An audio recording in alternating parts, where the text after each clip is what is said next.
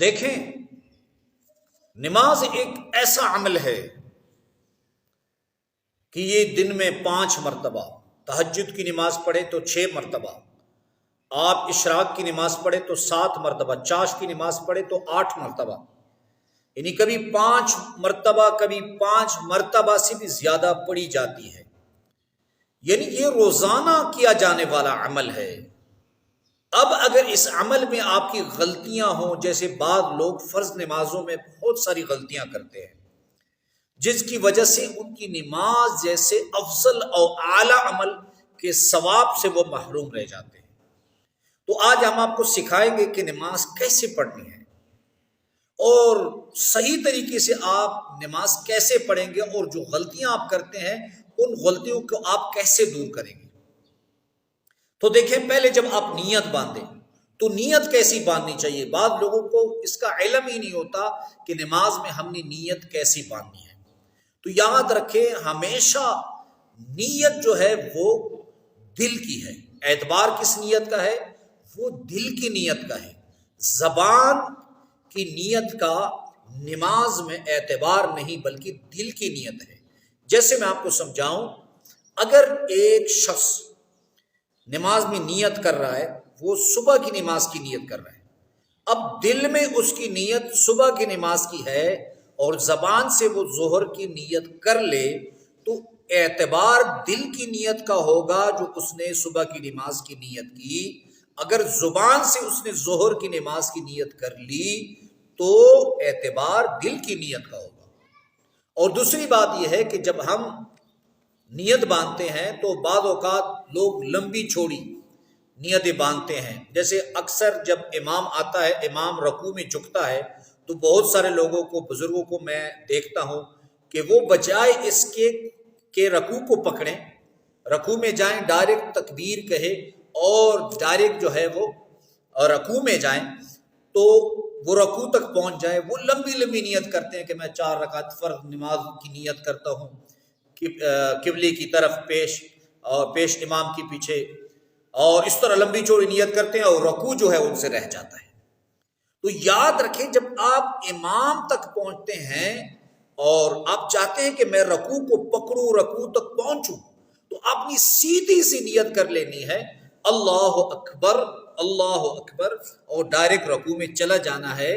لمبی نیت یہاں نہیں کرنی۔ اور دوسری، جب آپ امام کے پیچھے نماز پڑھتے ہیں، جب آپ وہاں سے آتے ہیں اور رکوع میں امام چلا گیا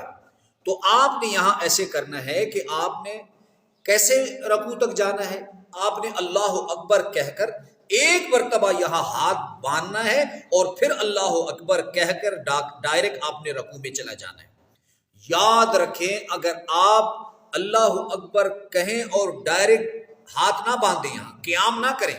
ڈائریکٹ رکوع میں چلے گئے تو آپ کی نماز نہیں ہوئی، کیونکہ آپ نے ایک فرض جو ہے اسے ساقط کر دیا، اور جب ایک فرض بھی نماز میں ساقط ہو جائے تو آپ کی نماز نہیں ہوتی۔ اب طریقہ کیا ہے؟ آپ نے نیت باندھ لینی ہے۔ نیت باندھنے کے بعد آپ نے سبحانک اللہم و بحمدک و تبارک اسمک و تعالی جدک و لا الہ غیرک،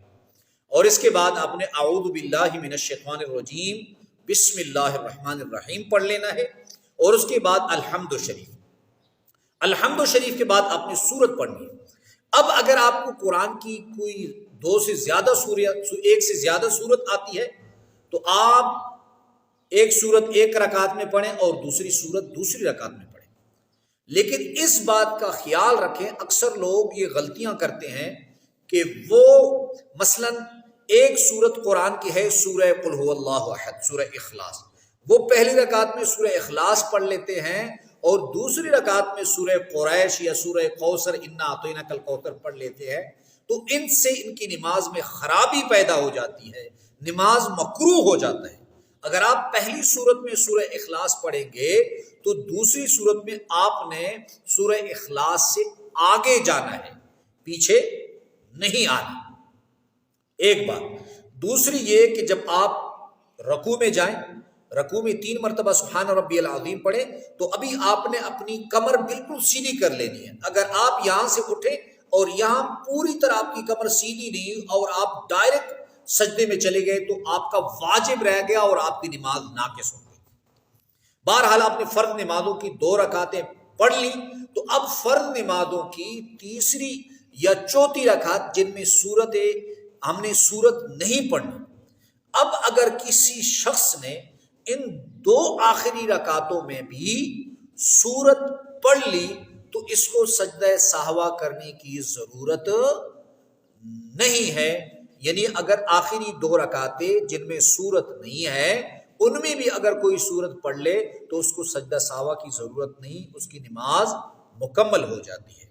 اب جب آپ 4 رکعتیں آپ نے پڑھ لی، اگر کسی کو آخری جو دعا ہے، کون سی دعا؟ وہ دعا یہ ہے کہ جیسے ہم پڑھتے ہیں ربنا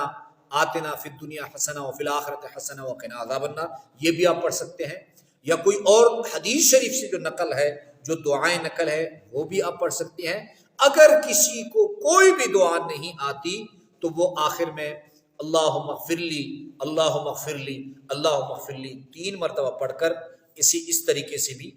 پڑھ سکتے ہیں۔ اللہ ہم سب کا حامی و ناصر ہو۔ وآخر دعوانا ان الحمد للہ رب العالمین۔